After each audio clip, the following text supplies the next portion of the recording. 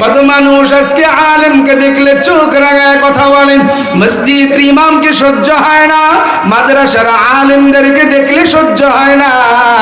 এই সমস্ত মানুষগুলা রিসার্চ করে দেখেন, তাদের জন্মের পরে কানের ভিতরে আজান দেওয়া হয় নাই, তাদের মা বাবা তাদেরকে দিন শেখায় নাই।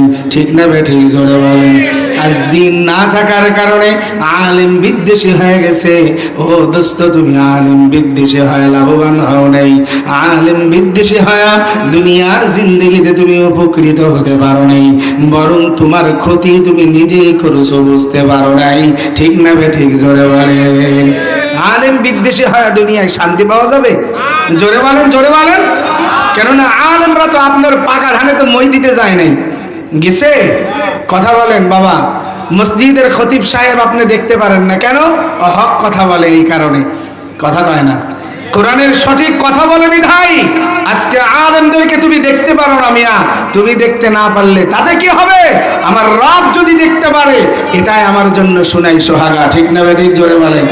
কুতুবুল আলম সৈয়দ ফজলুল করিম রহমতুল্লাহ আলাইহি, আমি মাঝে মাঝে এই কথা বলি, শায়েখ রহমতুল্লাহ আলাইহি চরমনের জমিনে শুয়ে আছেন, তিনি মাঝে মাঝেই বলতেন, বাবা আমার ইন্তেকালের পরে দুনিয়ার গোটা মানুষ মিলে যদি আমার কবরের উপরে ফুল দাও, আর আমার রব যদি আমার উপরে নারাজ থাকে, তাহলে তোমাদের এই ফুলের সংবর্ধনা আমার কোনো উপকারে আসবে না। কি কথা ঠিক না জোরে বলেন? আর গোটা পৃথিবীর মানুষ আমার ইন্তেকালের পরে যদি আমার কবরের উপরে জুতা দিয়ে পিঠাও, লাঠি দিয়ে পিঠাও, আর আমার রব যদি আমার পক্ষে থাকে, আমার রব যদি আমার উপরে সন্তুষ্ট থাকে, তোমাদের এই লাঞ্ছিত, এই অপদস্থ স্যান্ডেল আর জুতা আর লাঠির পিঠা দিয়ে আমার কোনো উপকার করতে পারবে না। ঠিক না ভাই? ঠিক জোরে বলেন। তাহলে উপকার আর ক্ষতি এটার পাওয়ার জন্য দ্বীনের সঙ্গে থাকতে হবে, কোরআনের সঙ্গে থাকতে হবে, উলামা ইকরামের সঙ্গে সুসম্পর্ক রাখতে হবে।